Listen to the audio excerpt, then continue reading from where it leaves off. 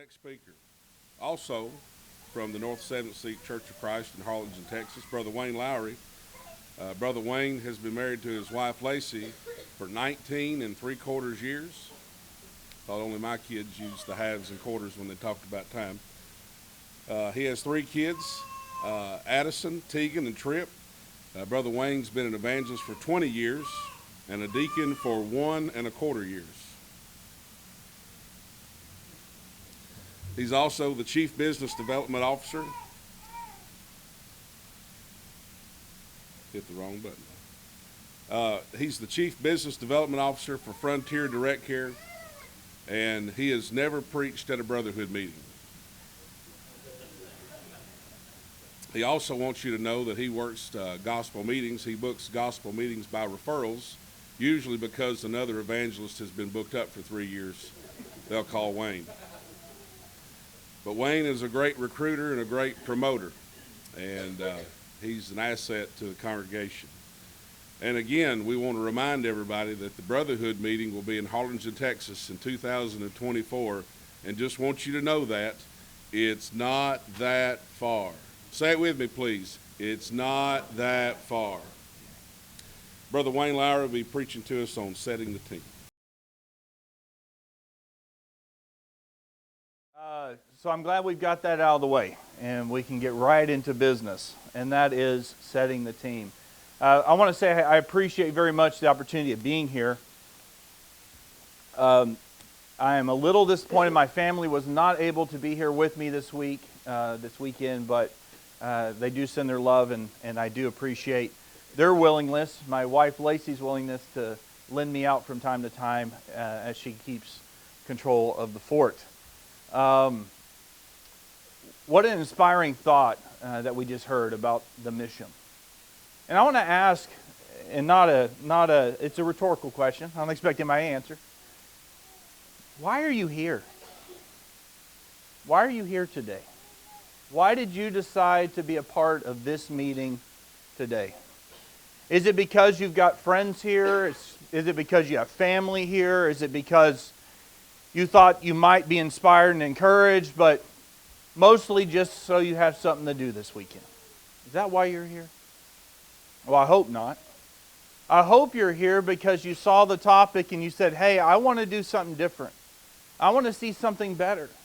I want to see a congregation that's thriving. I want to see a congregation that has a vision for the future. I want to be a part of a congregation that's working for the kingdom of God. A congregation that doesn't give in to excuses, doesn't just back away from confrontations or struggles or challenges, but a congregation that's unified by the gospel, a congregation that's making a difference in the hearts and the minds of those that we come in contact with. I hope that's why you're here today. Because as I heard Brother Chase talking, I had a flashback. I had a flashback 15 years ago in a little congregation 6 hours away from the nearest congregation where there were 11 people struggling to hold on. But those 11 people said, hey, we need help, but if you'll work with us, we'll go all in. And those 11 people, they went all in. And those 11 people turned into 25 people. And that 25 people turned into 50 people, and within about 4 or 5 years, the congregation was rocking and rolling, hitting close to 100 people in a service. Then something happened. We tanked. We're back down to 50 people again. We had families that we'd been working with, that we had brought into the church, that we converted, that walked away. We had those that were employed there in the community that got a different job, moved off, and we were on cloud 9. To then, wow, we're back at it. Fast forward a couple of years, the congregation was booming again. It was rocking and rolling. It was hitting close to 100 again. Guess what happened? The world shut down. And people that were coming stopped coming. People that were maybe on the fringe of the congregation didn't come back. We said, well, we got to start over. We got to keep working. 2 weeks ago we had 85 on a Sunday morning. We've got families that over the last year, I'm going to quickly do the math, and I hope it's right, about 15 baptisms, if I'm correct, over the last year to date. 15 baptisms. We have elders, we have deacons, we have evangelists. Someone once told me, Wayne, you're so lucky to be down there in Harlingen. Y'all got 4 evangelists that live in Harlingen. Y'all got 80 people. Y'all are so lucky. And I think back 11 years or 15 years ago. You know, luck had nothing to do with it. And 4 evangelists or 40 evangelists or 0 evangelists, that has nothing to do with it. It's about God's people going all in and being committed. And so as I speak today from a perspective of a guy that's in the congregation 85 with 4 evangelists, 3 elders, 3 deacons working together in a congregation, I don't want you to check out and say, well, that can't be us. Because I promise you, that can be you. So don't check out because we've got 20 people and we've had 20 people for 30 years. Well, guess what? That can be you in 15. That can be you in 10. That could be you in 5. But you've got to commit to the mission. And you've got to be all in to the mission. And if you're all into the mission, God has set a plan for you to build a team of people to accomplish what needs to be accomplished. And this afternoon, or this morning rather, my responsibility is to talk a little bit about setting the team.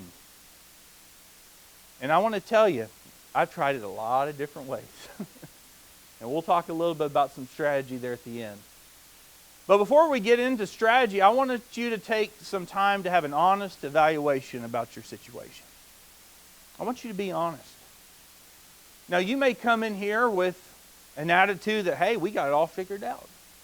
I'll tell you what, when we were rock and rolling, we had just started really expanding the Spanish ministry, and we felt like we really had it all figured out. We were rock and rolling, cloud 9. Then life happened. Things happened. I missed something in all of that. We had a predominant member, leader in the church, leave. Someone who was foundational, part of the 11, leave. Leave the church. Those things rock us. Those things are hard. And so I want you to take a moment and do some evaluation. Maybe you're on cloud 9 right now. Maybe you think, couldn't get any better than this. Or maybe you came in here today saying, we're 3 or 4 years away from shutting the doors. But let's have some real talk. Let's evaluate your situation. Romans chapter 12, verse 3 says, for by the grace given to me, I say, to everyone among you, not to think of himself more highly than he ought to think, but to think with sober judgment, each according to the measure of faith that God has assigned. We need to take real care to consider our situation, to think of ourselves, consider who we are, what we're about, who we belong to. We need to take care and observe and evaluate our own lives and observe our situation. Now, in 1992, one of the greatest basketball teams there ever were played for the U.S. in the Olympics for the U.S. This team was represented by Hall of Famers such as Michael Jordan, Karl Malone, Clyde Drexler, John Stockton, Scottie Pippen, Larry Bird, Chris Mullins. I'm not sure if he's a Hall of Famer. He probably will be. A few other, Magic Johnson, Patrick Ewing, David Robinson. This was an all-star. This was a team of all teams. The only player missing was Akeem Olajuwon. He joined in '96. He wasn't a U.S. citizen then. But man, that was a team of teams. And maybe you feel like you're a part of that team. Maybe you feel like you're the Michael Jordan of that team. But you know, you don't have to be surrounded with this team to be successful for the kingdom of God. In fact, I want to be honest. Let's be honest. This is closer to our reality. This is much closer to our reality. Now, plot twist, you're not Michael Jordan. And that's the plot twist. You see, we're surrounding ourselves with the people that have been called out of this world. You're never going to be surrounding yourselves with all-stars and MVPs, because that's not who comes to the Lord.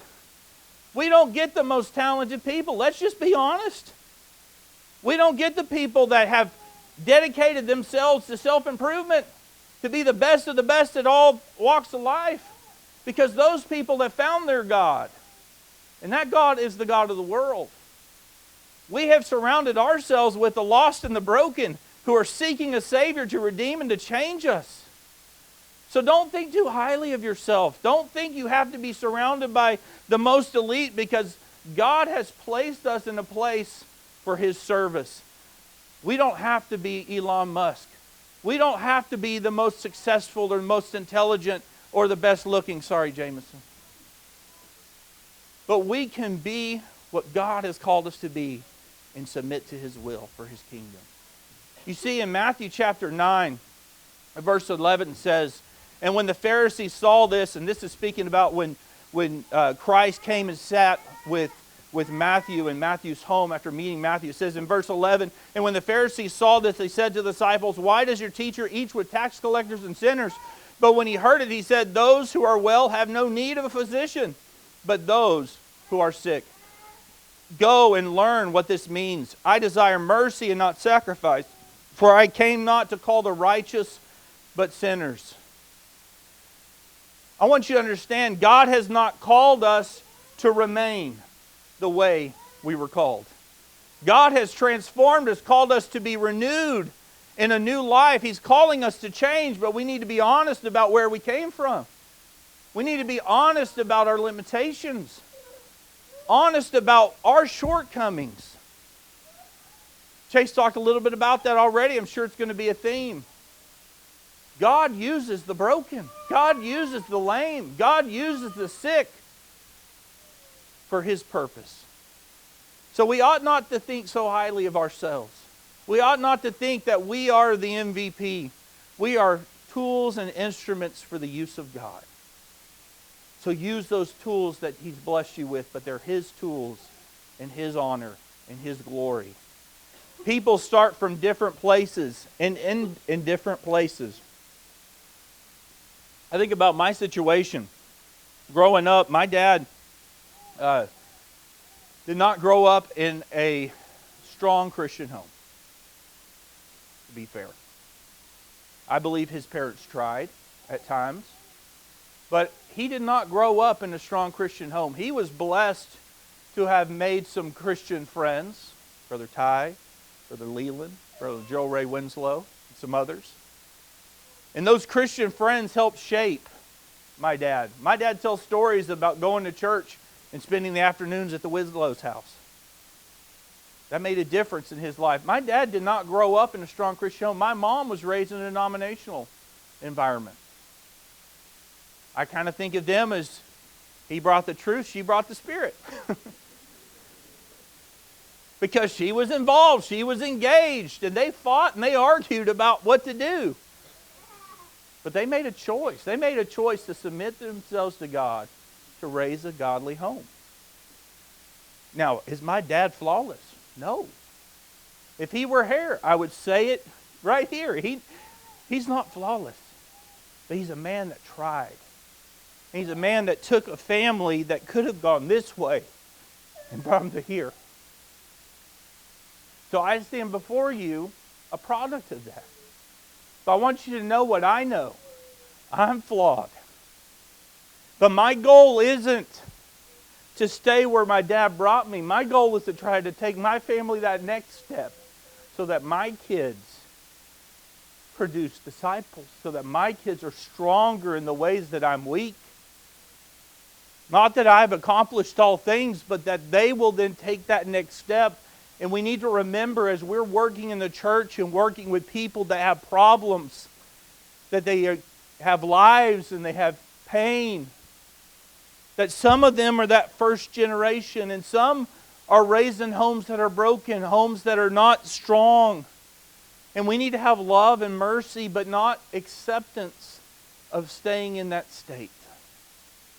We got to hold people accountable, but we also have to be encouraging. And there's that delicate balance that I miss a lot. And I'm sure we all do. We miss that balance. But we need to be honest about who we are so that we can be a part of a team. So that we can be part of a body. You see, this body, this team, it doesn't belong to me. I'm so blessed to be a part of a work where we have elders that I can submit under and I can work under with my children, and they can submit under my wife and our family. What a blessing. But that didn't just happen, folks. We had to work for that. And it won't just happen if we don't put in the effort. It won't just happen. But I want us to know something else, that this body, that this church, it belongs to Christ. In Ephesians chapter 1:22 says, and he put all things under his feet and gave him as head over all things to the church, which is his body, the fullness of him who fills all in all. It's Christ's church. It's his family. It's his body. And we are all called to be under his headship, under his authority. And this church is formed by people that have been called out of this world to be part of this body. Well, what is this body? When 1 Corinthians chapter 12, verse 15 talks about and makes a comparison of the church to a physical human body. And I could make up all sorts of analogies, but this is the one that makes the most sense, and it's the one in the Bible, so that's the one we're going to use. He says in verse 15, if the foot should say, because I am not a hand, I am not of the body, that would not make it any less part of the body. And if the ear say, because I am not an eye, I do not belong to the body, that would not make it any less part of the body. If the whole body were an eye, where would the sense of hearing? Where would be the sense of hearing? If the whole body were an ear, where would be the sense of smell? But as it is, God arranged the members in the body, each one of them as he chose. If all were a single member, where would the body be? And as it is, there are many parts, yet one body. I want to draw something out of this for a second. It says, God arranged the body.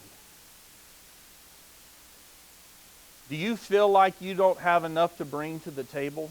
That you're not a song leader, you're not a preacher, you're not not a good cook.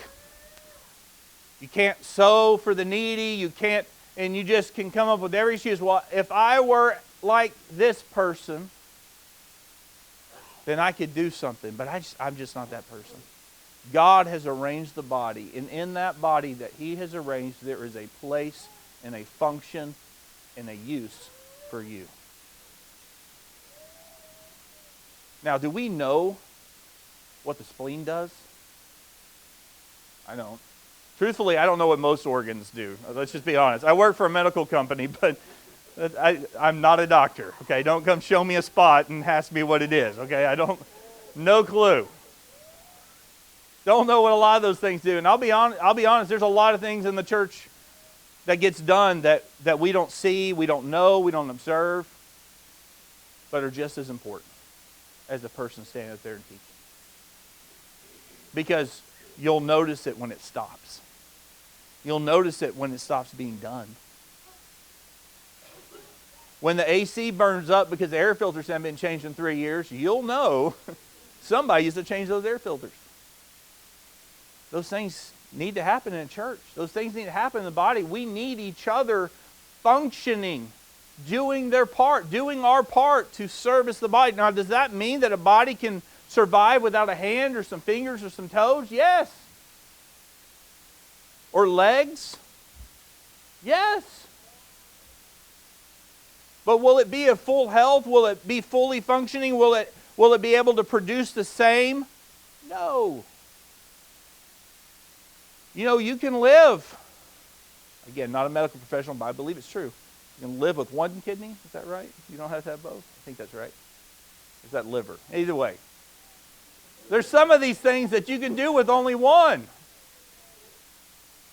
You can survive, but is it great? No. It's not great. Jamison's like, Wayne, when are you going to get off all these organ talk? I've got a few more. You just wait for it.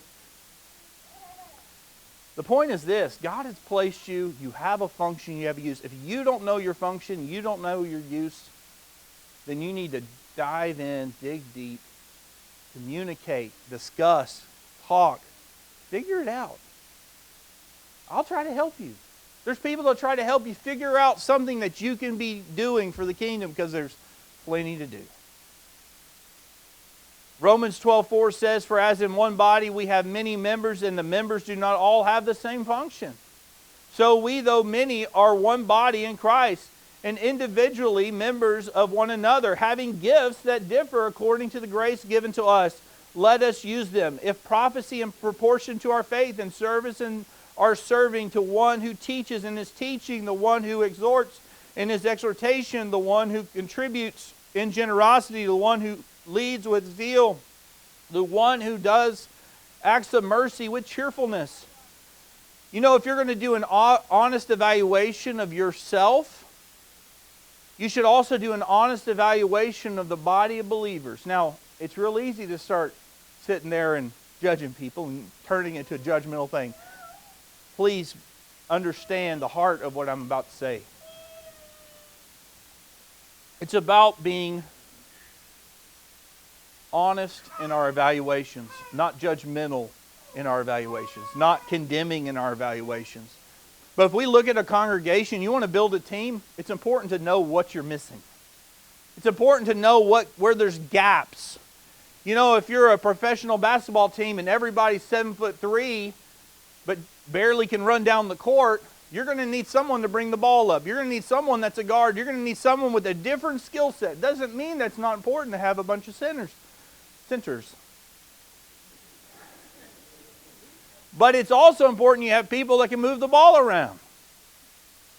It's important that you have people that can do different things. And so when you look at your congregation, whether it's 5, 10, 20, 30, 80, you need to look and see where are the gaps, what's missing.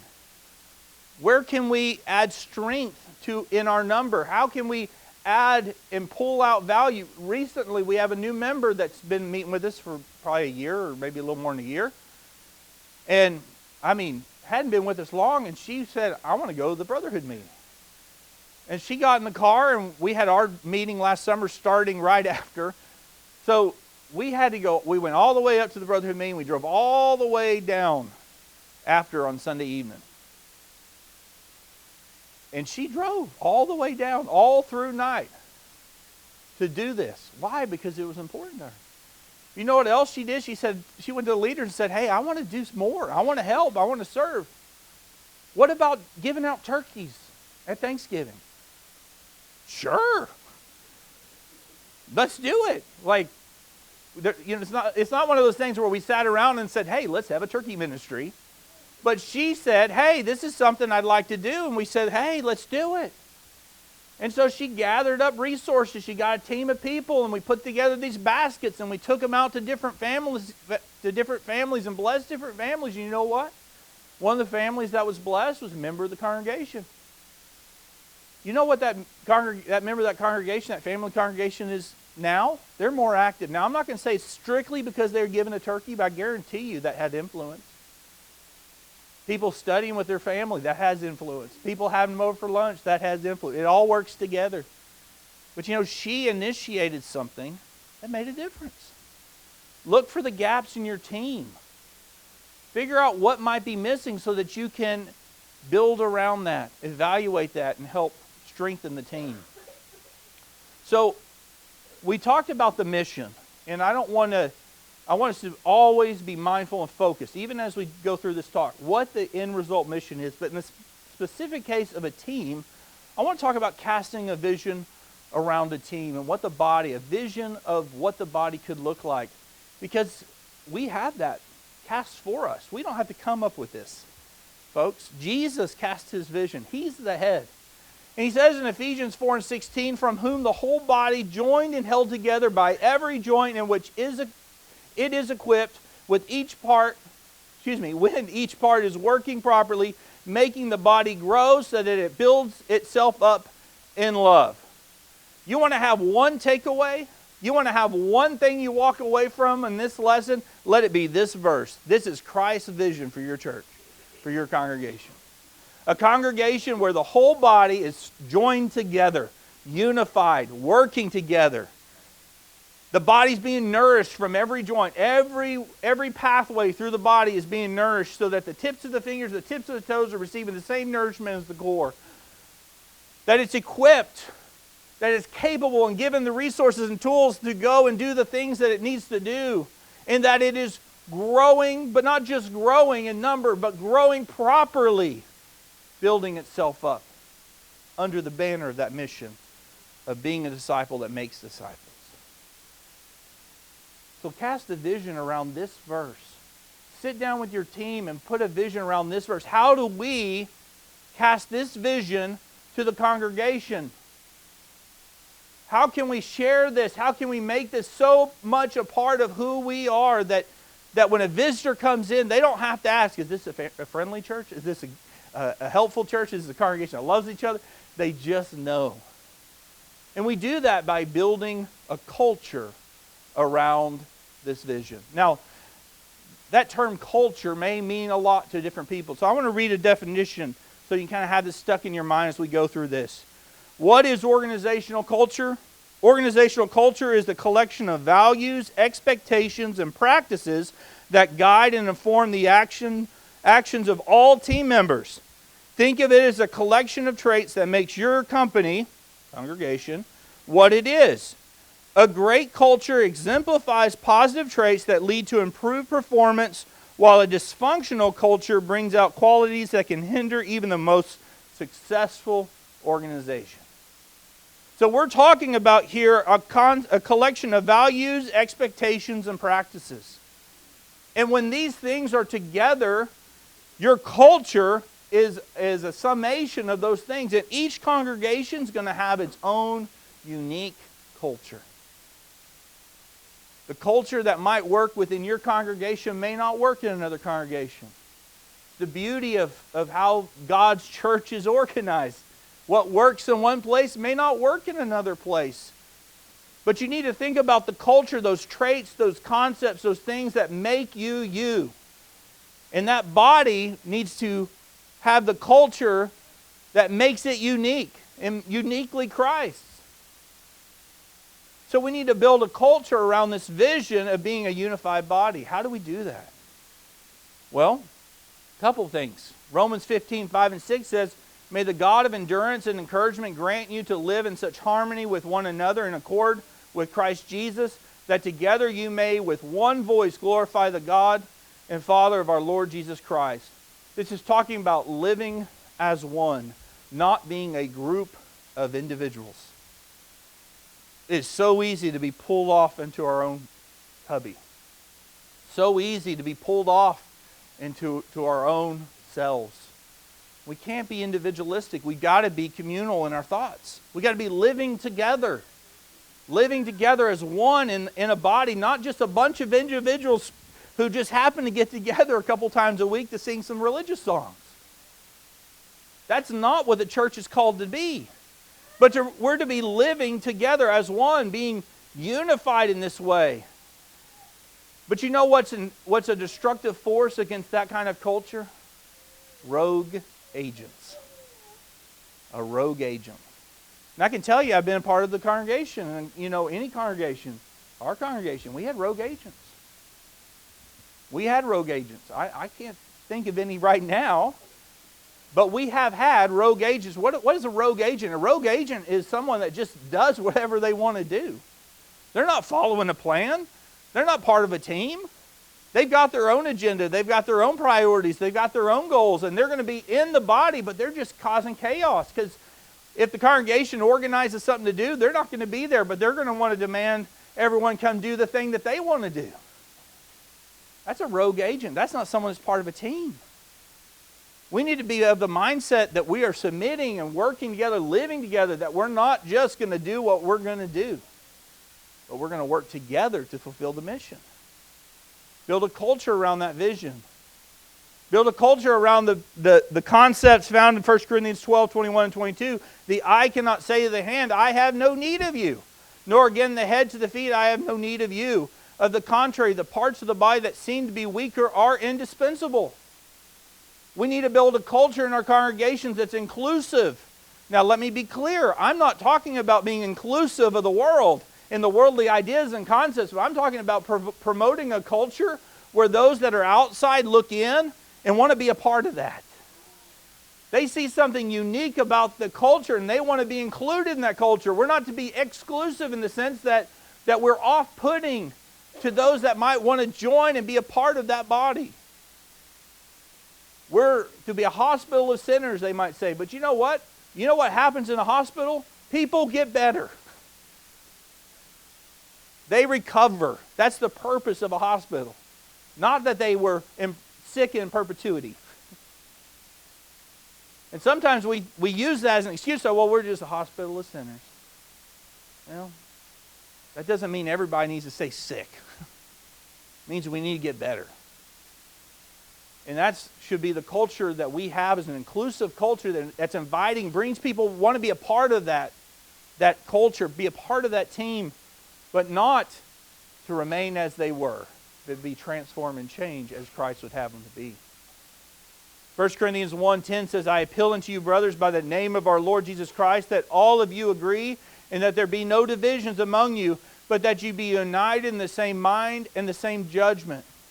I want to tell you, there are divisive concepts, there are divisive ideas, there's divisive ideologies that are out there, and there's division that can easily enter into the church. It can be division based on immature views of doctrine. It can be divisions based on pride or arrogance or envy. I mean, there's a lot of things that can come and can come be a part of the church. But you know why, I think more than anything else, there's divisions that spring up in the church? Is because the people in the church are not in the trenches together. You know, I've seen a lot of war movies. You know what happens in those war movies? Man, they're a band of brothers, right? I got your back. They leave such a great culture within that group that if there's a grenade, someone will launch themselves on that grenade to protect their brothers. Would they do that if they weren't in the trenches? Would we do that for our brothers and sisters if we're not in the trenches, if we're not fighting side by side? You know what happens when I fight side by side with somebody? I know who they are. I know what they're about. And if I'm fighting side by side with somebody, it's going to be a lot harder for me to make up a line to draw in the sand. Or to have such a egotistical perspective that I'm the only one that knows the truth on this particular pet subject. If I'm standing in the trench with somebody, I'm working next to them, we may disagree. We may not even have equal judgment on these things from time to time. But you know what? I'm going to launch myself on that grenade because they're my brother, because they're my sister. And if we're going to build a culture in a congregation that is of that mindset, that we're willing to live and to die for one another, then there's no room for these petty divisions that can come up. We need to build a culture around that, where our first instinct isn't concerned that false teaching may be entering in, but that we're so confident in our core, that we're so confident in our knowledge, that we're so confident in our leadership and our team, that we're not just going to be having the red flag in our minds and just ready for war at every given instinct. We need to build a culture of unity based on the teachings of God, but we need to have confidence in one another. Build culture around the vision of Philippians 2 and 3 says, do nothing from selfish ambitions or conceit, but in humility count others more significant than yourselves. A church cannot grow if everyone is looking out for number one. If you're coming to church to be edified, if you're coming to church to be fed, if you're coming to church to drain from others, there's a word for that, and that's called a parasite. That's a body that lives inside of a body. That's called a parasite. A body nourishes each other. Your mindset needs not to be, I'm coming here to be fed, but I'm coming here to feed. I'm not coming here today to be edified. I'm coming here to edify. And when our hearts and our minds change to that, and we build a culture around that, then guess what? Everyone is fed. But if we come in with a bunch of ticks all over our backs and letting them suck the blood, we're going to be drained, and we're going to be sick, and we're going to be frail as a congregation, because guess what? 2 or 3 people cannot sustain a congregation of leeches. It's unsustainable. And I guarantee you, we've got congregations that are living by that model.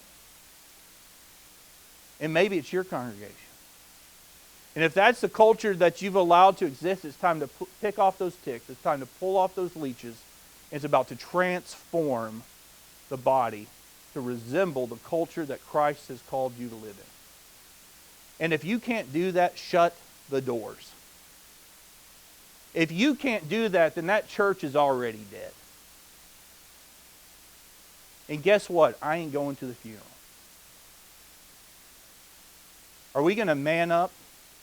Are we going to gird up our loins like a man? And are we going to be dedicated to the cause of Christ? Are we going to create a culture that doesn't let parasites persist? Are we a body? Then we need to nurture one another. Create a culture around this vision.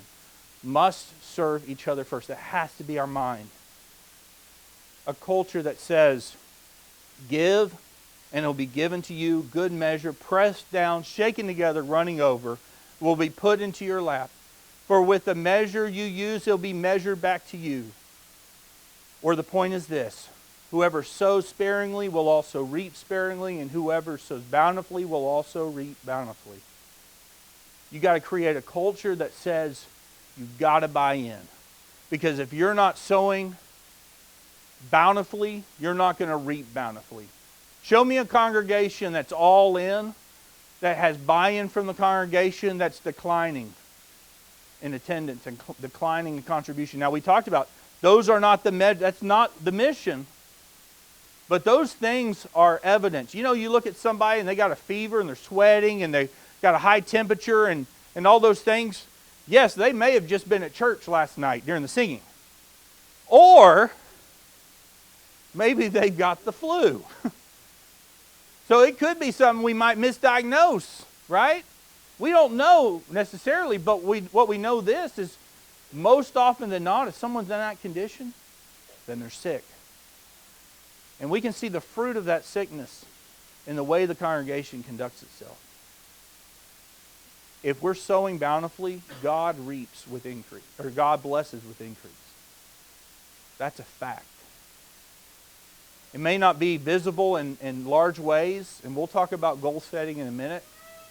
And it may look different from place to place, but God blesses increase to the work that we do. But you got to have a culture that promotes buy-in. A culture that allows for the opportunity for people to buy in. You need to have a culture that challenges the members. 1 Timothy chapter 6:17 says, as for the rich in this present age, charge them not to be haughty, nor to set their hopes on uncertainty of riches, but on God, who richly provides us with everything to enjoy. They are to do good, to be rich in good works, to be generous, ready to share, thus storing up treasure for themselves as a good foundation for the future, so that they may take hold of that which is truly life. This says charge them. That means make them accountable. Convict them, challenge them. We got to have a culture that doesn't just sit back and let things happen, but challenges the members to take steps and to advance in their faith and in their growth. We talked a little bit about exercise, and I can tell you this much. I can't do 10 push-ups before I do 1 push-up. I can't do 20 sit-ups before I do 10 sit-ups. And so we've got to challenge ourselves to take that next step. We got to challenge ourselves. We got to have that vision for the success of what it will ultimately look like. But in the meantime, we got to take every little step we can to reach towards that vision, that goal. And we need to have a congregation that's can accept that criticism or accept that feedback or accept, because we have built a culture where everyone feels valued and loved. You know, I can have a hard conversation with some people. You know why? Because they know I love them. May not make for a great, pleasant time. I'm not going to like it. I'm an avoid conflict kind of guy. I'm just being real. But I can have some harder conversations with people because of that built-in trust. And if we create a culture in the congregation where there's that trust and that love and that we're going to hold each other accountable, but we're also going to be held accountable, and it goes both ways, then guess what? The congregations get stronger for it. Build that as a part of your culture. Now, once you've established a culture surrounding these concepts of a body that works together, body that's passionate, body that buys in, all these things we discussed, it's important to note that in any membership and in any group, you're going to have, again, people that are starting at different spots and are at different spots. And so it's important as you're developing or building a team, setting a team, and you know and you observe, to then develop that core. You know, in exercise, they always say, you know, you can bench press, you can do this with your arms, you can do a lot with your legs, but if you ignore the core, you're really not going to gain a lot of strength. You strengthen the core, it allows you to strengthen the rest of your body. In the same way with the church, if you strengthen the core, then the limbs will get stronger. But you've got to put a lot of focus on the core, because the core anchors everything else. And if there's fraction in the core, if there's disunity in the core, if there's rogue agents in the core, then guess what? That attitude, that culture just spreads out within the branches. So you need to develop the core, strengthen the core. Now think about the core that Jesus called. He called a bunch of fishermen. He called a tax collector. He called people from different walks of life. But you know what he said? He said, follow me. He said this to Peter, follow me and I will make you fishers of men. You see, Jesus knew the importance of developing a team. He took a guy that was a fisherman and said, hey, come spend some time with me, and guess what? At the end of this time, you're going to be a fisher of men. We're going to transform your mind. We're going to transform your concepts. We're going to take some of the skill sets that you have and we're going to change them into something better for the kingdom of God. Jesus didn't say, hey, Peter, you better figure it out yourself. You better figure this out if you're going to be one of my guys. No, what did he do? He took Peter and time again challenged Peter. Peter jumps out of a boat to follow Christ and sinks. Why? Because he was challenged to do it. Jesus said, when the shepherd is killed, the sheep will scatter. And Peter said, not me. Why? Because he was challenged. What happened? He scattered. What happened? He returned. All those trials along the way made him the man that was conformed and transformed when it was most needed to preach the most powerful gospel sermon that has ever been preached by mortal man.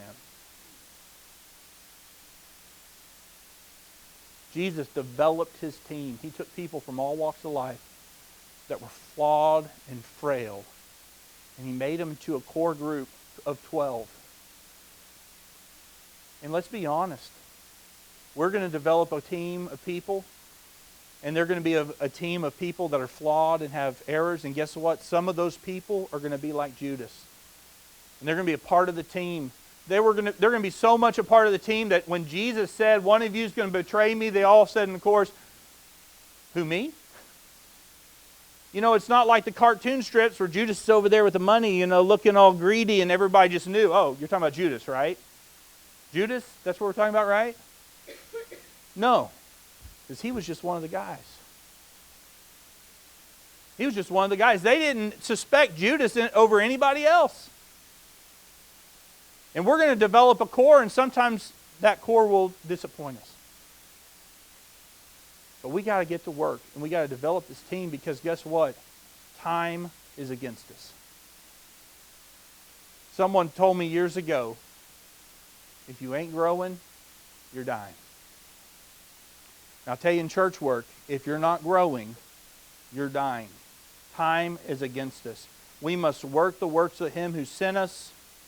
As Jesus says here, sent me while it is day, night is coming when no one can work. Your life is a vapor. You don't have a lot of time to do the work that God's called for you to do. And the moment that you get comfortable, the moment you think, okay, I've got this figured out, we've got a good, strong congregation. We're going to talk about what happens in that moment here in a second, but just remember, we've got to keep developing, keep working the core. We do that with teaching. We do that with training. 2 Timothy 2:2, a very familiar passage. We use it quite a bit. It says, "And what you have heard from me in the presence of many witnesses, entrust to faithful men who will be able to teach others also." We need to create a culture in a congregation that when Wayne Lowry is dead and in the grave, the culture doesn't miss a beat. When Chase Palmer is dead and in the grave, the culture doesn't miss a beat. With Andy and Scott and Joe and Craig and Alex and Landon, and I can go on and on and on, of the leaders of that congregation are dead and in the grave. That we've got the Josiahs and the Ezras and the Addisons and the Malachis and the Tegans and the Pearls and the Joys and the Lanas, and that the culture's still there. That nothing really changed. Because it's not about us. We're just the tools. We're just the instruments. The culture's got to continue. We're committing this culture to the next generation. But if our idea and our culture is that, well, people don't want to come to church anymore. People don't want to study the Bible anymore. People, that's just the way it is. Guess what? That's the culture that gets passed to the next generation. And then we wonder, why aren't they in the church anymore? Why are they deciding to go to universities where there's no churches? Why are they making all these decisions? Because you've set a culture in your home. You've set a culture in your congregation that doesn't have confidence and faith in God's way. And it isn't re-engaging and re-sowing in the field to grow. We've got to commit to faithful people. Because at the end of the day, a true principle in Galatians 6:7, do not be deceived, God is not mocked. For whatever one sows, that will he also reap. I think it's an interesting passage. What does he mean, God is not mocked? What does he mean by this? The attitude we have that, well, it's just going to happen anyway. They're either going to obey or they're not, and the church will grow or it won't. It doesn't really matter what we do. It's just, that's mocking God. Because you will reap what you sow. You sow division, you're going to reap division. You sow apathy, you're going to reap apathy. But if you sow commitment, and you sow passion and dedication, you sow being all in, you're going to reap a generation of people that are all in. When you pull up your calendar and talk about events with your children, we talked about already, and you say, we're not going to do this event that you want to do. Why? Because we have a commitment to the church. Or we're not going to do this other thing because we've got this meeting somewhere and we want you to be a part of it. Or whatever the things that you might have to consider. Life is complicated. I'm not trying to sound judgmental. But I want you to know that the things that we sow in the hearts of our kids, in the kids of the congregation, that's what the next generation will support. That's what they'll support. Now then, we've got a core. In the few moments I have left, we have a core. What do we do now? What do we do with that core? Well, we need to grow the team. Because, again, time's against us, and you can have a great, strong, solid core, but if you're not building to that core, if you're not building branches, you're not extending out and reaching out in the community and doing the things you need to do, guess what? You're going to slowly die. That core is going to get old. There's really only 3 ways to grow a team. One, we find in Acts chapter 16 and 9. It's called the Macedonian Call. Now, I know Max really just wanted me here today to talk about tools and how to be good at recruiting people to move to your town. That I charge, a lot more, Max. So we're going to sit down. It's 4 easy payments. We'll cover that later on how you can recruit people to move into your congregation. But there is some truth to the fact that if a congregation is going to grow some places, there's going to need to be some outside help. Or there can be outside help. Acts chapter 16:9 says, in a vision appeared to Paul in the night, a man from Macedonia was standing there urging him, saying, come over to Macedonia and help us. College football, they call it the transfer portal. And I'll be honest, we've seen some growth in our congregation. We've seen some very important growth in our congregation because of people that have come to be a part. But I'll also tell you this, it's those that came to be a part that are part of the core.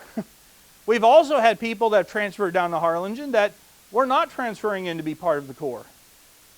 And they've become, they can and have through the years become drains on the resources, drains on our attention, causing us to shift our focus. So just having people come in and of itself is not going to change the game.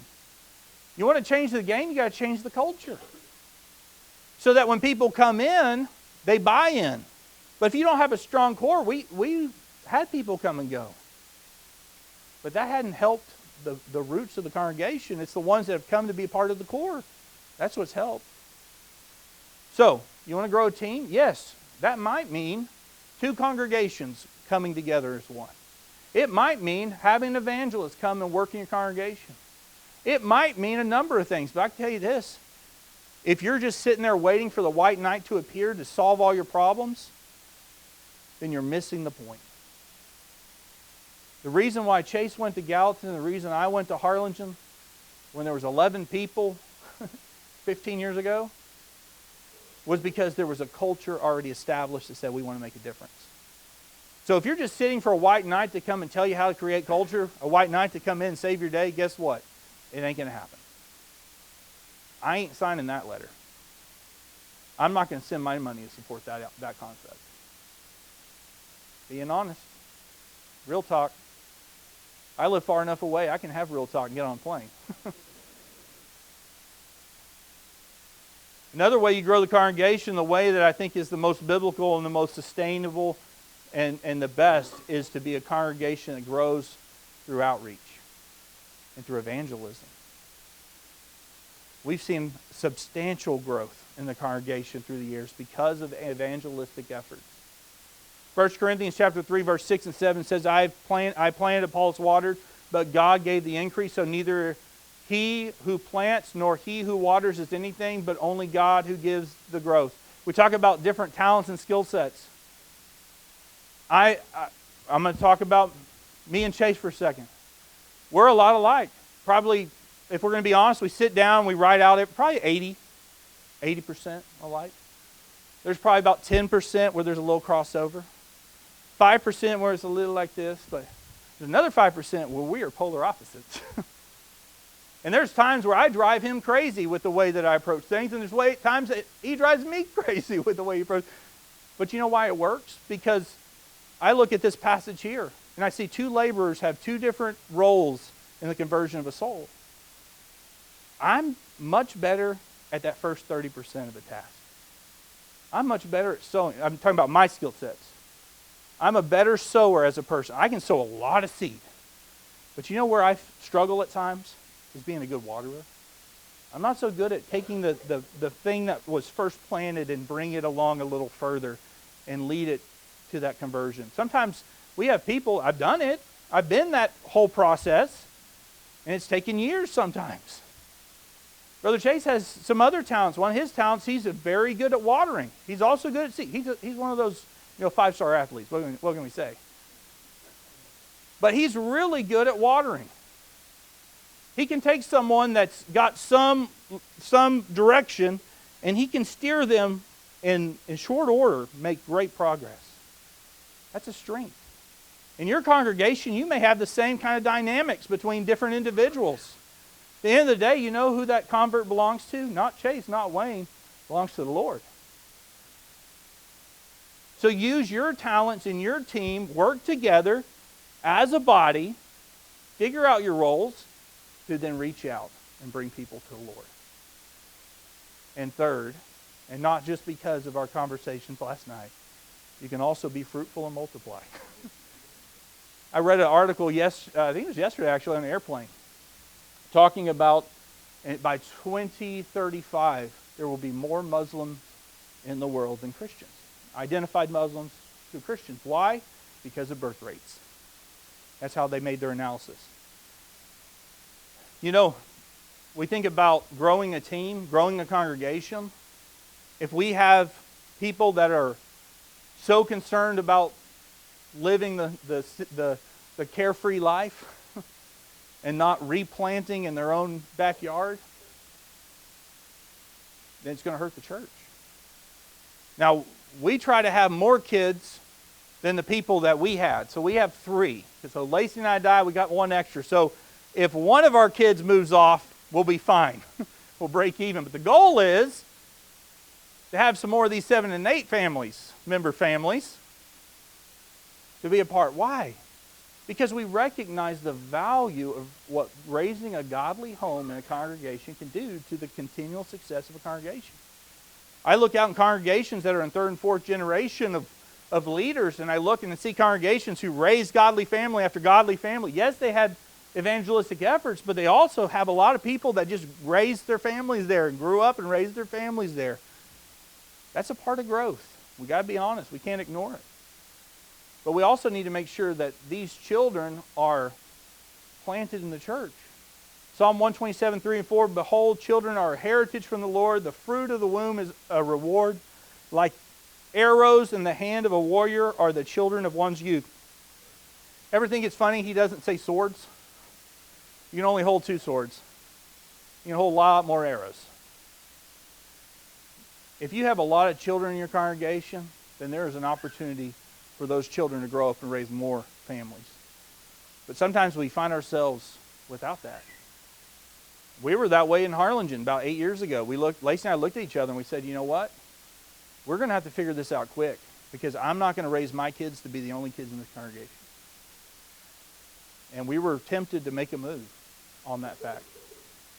Thankfully, the Lord provided another way for us. And now we have 30, 35 kids attending every service. First, it was 1 row. Now it's like 4 rows in the center, all full of kids. And that's not counting the kids that still kind of sit with their parents scattered around.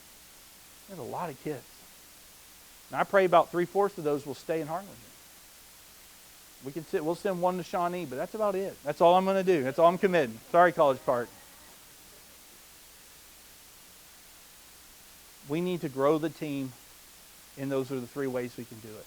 Now, as we close, I want us to think about these things. 1, set a strategic plan for growth. If you don't know where you are, you can't know where to go.